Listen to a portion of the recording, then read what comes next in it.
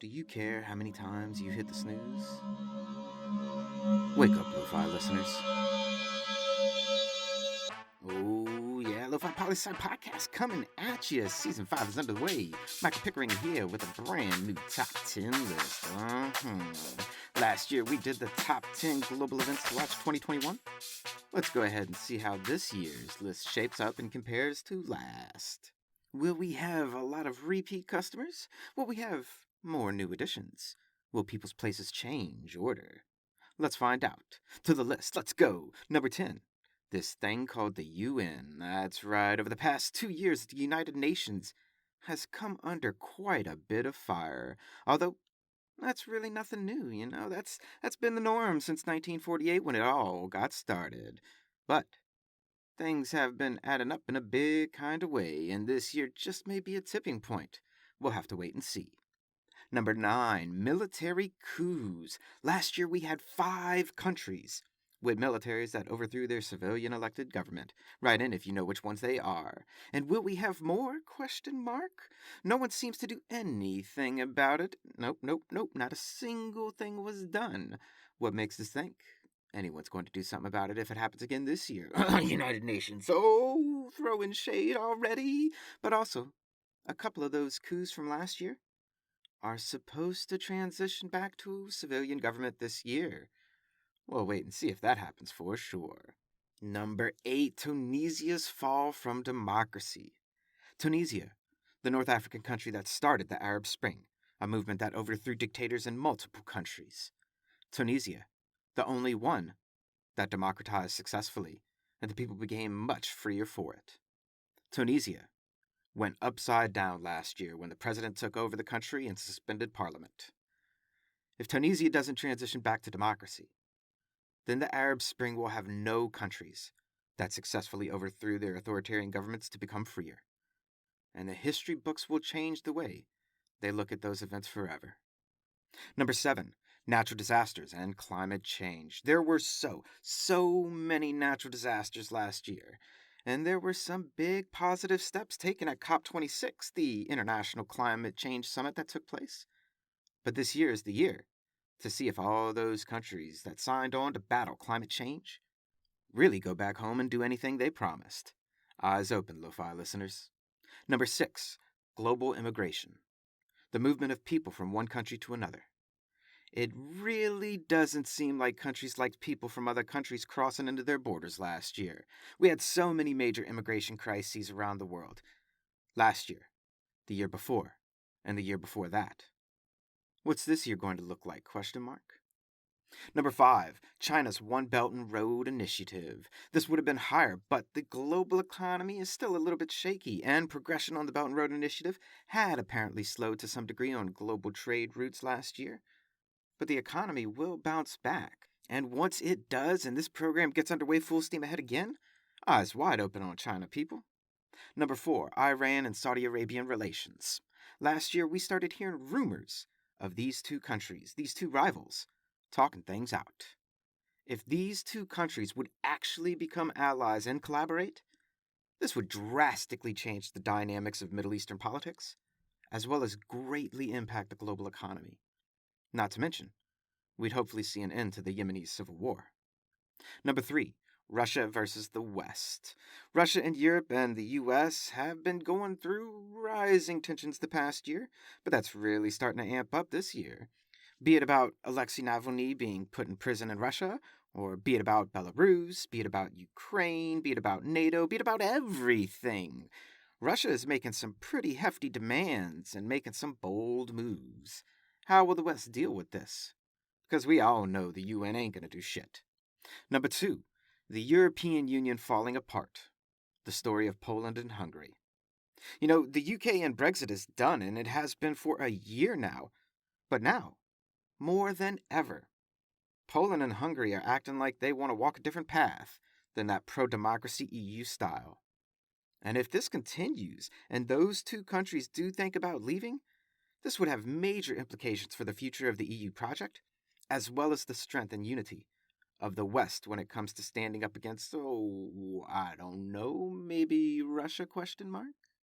If the European Union is history's best example of human collaboration to be free after 2 world wars, then the failure of that collaboration would also be one of history's most notable disasters. And number one, Lofi Poli Sci's top global event to watch in 2022? A silent 10 count for you to think and see if you can guess it. Silent count starting now.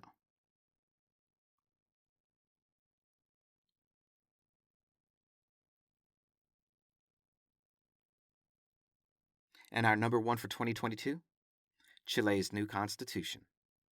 And if that hits you like, wait, what? What are you even talking about?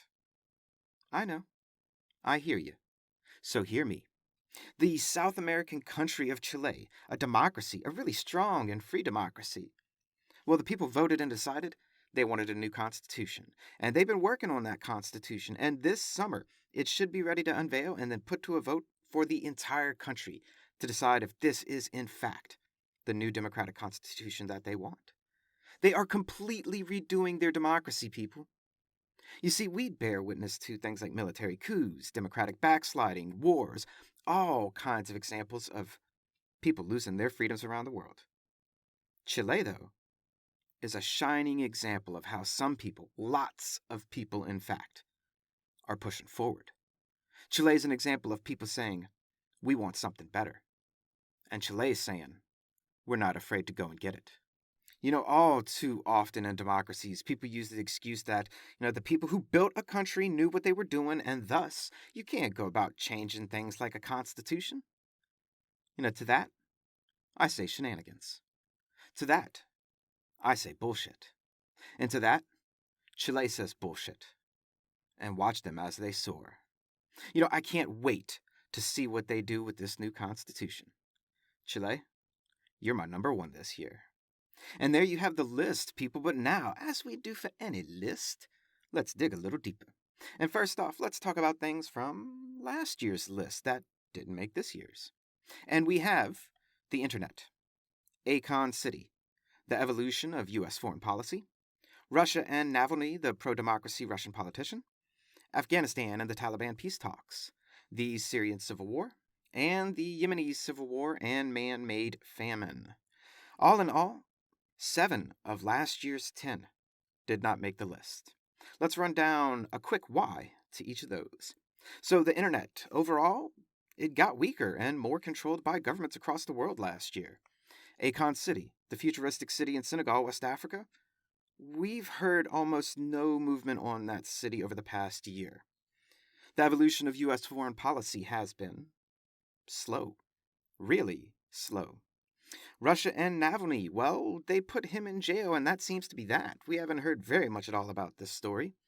Afghanistan and the Taliban peace talks. Well, we all know how that ended. Taliban took over the country, and the president went into self-imposed exile outside of the country. The Syrian civil war, it's still going on into its 11th year. And the Yemeni civil war, still going on as well, and really seems quite contingent on Iran-Saudi Arabian relations more than anything else. You see, those 7 things from last year's list, they either finished or they had really little movement on them at all, to the extent that this year, we wouldn't expect much more movement on them either. Now, the 3 things that did make this year's list from 2021. Our number 1 last year was China's Belt and Road Initiative, and it still made the list this year, just at number 5, because progress on it has slowed.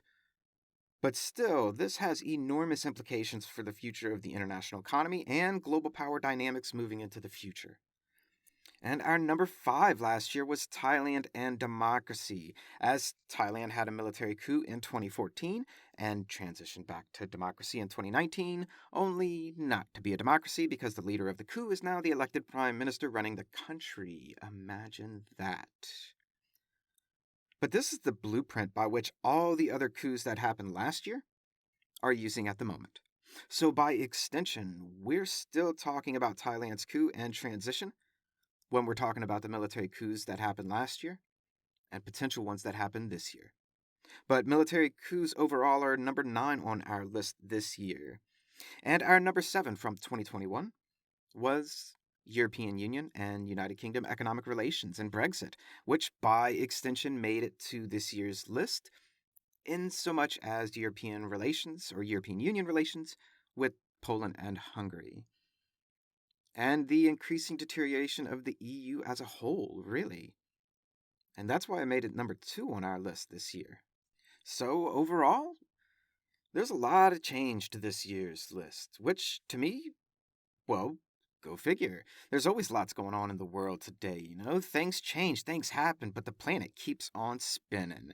And we keep on casting. And a question to you, lo-fi listeners out there. What do you think of this year's list? You know, what do you think shouldn't be on the list? What do you think should be on the list? Write in. As always, I'm curious your thoughts. And that's this Tuesday's Top 10 list. Right into the show and check us out at www.lofipolisci.com. Follow us on Instagram, YouTube, myself on LinkedIn. Connect to us, people. Always remember that Lofi Poli Sci is more than just me. It's the we that we be. Talk to you next time, Lo-Fi listeners. Pickering, signing off.